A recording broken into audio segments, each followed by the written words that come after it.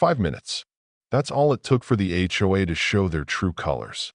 They claimed my well was violating some underground zoning rule and, just like that, sent crews drilling across my property lines, draining every last drop of water while my 150 cattle were dying of thirst in 104-degree heat. But here's the kicker. In those same 5 minutes, they handed me everything I needed to turn the tables and end their power play for good.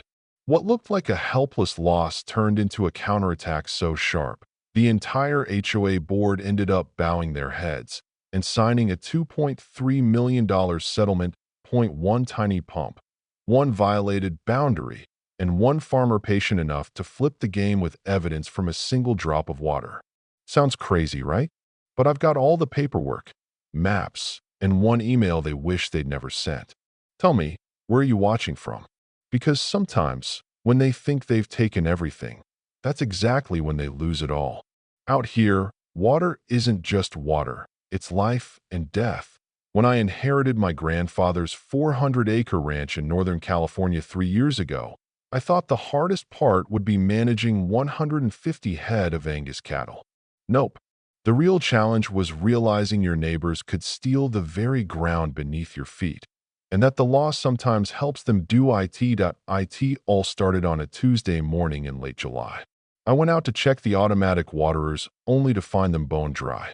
Not unusual during drought, but my well had been pumping nonstop for 80 years through worse droughts. I called Tommy Reeves, the local well guy who serviced the system since my grandpa's time. When he arrived around noon and ran his tests, he gave me a look that made my stomach drop. "Jax," he said, taking off his cap, "your well ain't broken. It's just empty. Completely dry. I've never seen anything like it." That's when I heard it. A deep, industrial humming coming from Meadowbrook Estates, that fancy subdivision that popped up on what used to be farmland 5 years ago. It sounded like a jet engine stuck on full throttle, constant and relentless, that I grabbed my binoculars and followed the sound along the fence until I found it. The biggest water pump I'd ever seen outside a municipal plant, sitting just 50 feet from my property line, housed in a concrete bunker with electrical conduits thick as my arm, running nonstop, steam rising from cooling vents in the heat. Still staring at this mechanical monster, I heard a sleek BMW pull up behind me. Out stepped Victoria Sterling, president of the Meadowbrook HOA. She looked like she was ready for a board meeting, not out here in 100-degree dirt, decked in a $2,000 Armani suit, smiling with her mouth, but not her eyes. "Good afternoon, Jax," she said, voice dripping with fake sweetness. "I hope you don't mind me stopping by, but there's been a development about your property that needs your immediate attention." She carried an iPad like it held state secrets. "We've updated our community water management plan, and it seems your well may violate some newly implemented underground zoning regulations." I looked from her to the monstrous pump, then back. Underground zoning regulations? That well was drilled in 1943. Grandpa registered it with the county before your subdivision was even a twinkle in an investor's eye. And what exactly is that thing? I pointed at the pump. Her smile didn't falter, but I caught a flicker of something behind her eyes. "Oh, that's just our new community water enhancement system, fully permitted, essential to maintain water pressure for our 200 families." She tapped the screen with a perfect nail. "But about your well, the new rules require immediate compliance or face serious fines. We're talking community safety here." That's when it hit me. This wasn't about safety. It was about power. Victoria and her HOA didn't just want water pressure. They were draining the underground aquifer feeding my well. They weren't stealing just water. They were stealing my livelihood while telling me I was the lawbreaker. That I glanced at my thirsty cattle, some born on this ranch, raised by my grandpa's hands, now suffering because my neighbors wanted a greener lawn. The anger building inside me wasn't fiery. It was cold, calculated, patient, the kind that builds infrastructure. "Well, Victoria," I said calmly, "thanks for the heads up. I'll look into those regulations. Meanwhile, I hope your water enhancement system is operating within all applicable guidelines." I gestured toward the pump, which looked like it could suck up half the county's groundwater.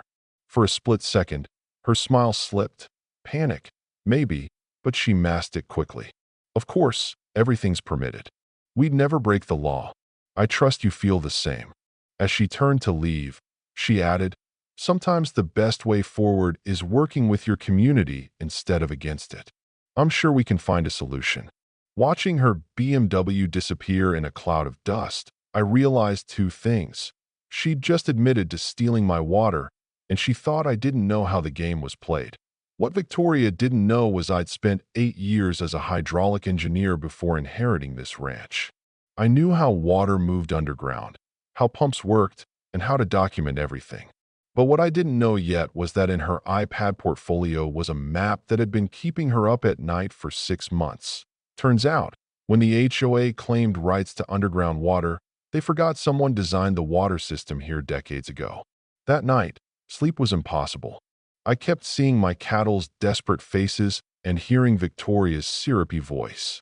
By 4 a.m., I gave up and went to the basement where my grandfather had stored decades of ranch records. It was a maze of filing cabinets and dusty boxes, filled with every permit, receipt, and letter since 1943. I started with water rights papers, and as I dug, a pattern made my blood run cold. The 1987 water rights contract wasn't just about my grandfather's well. It granted exclusive water distribution rights to Whitmore Ranch for all future developments, registered well before the HOA existed. Meaning Victoria's fancy pump was not only stealing my water, it was illegal. Still processing that, my phone rang.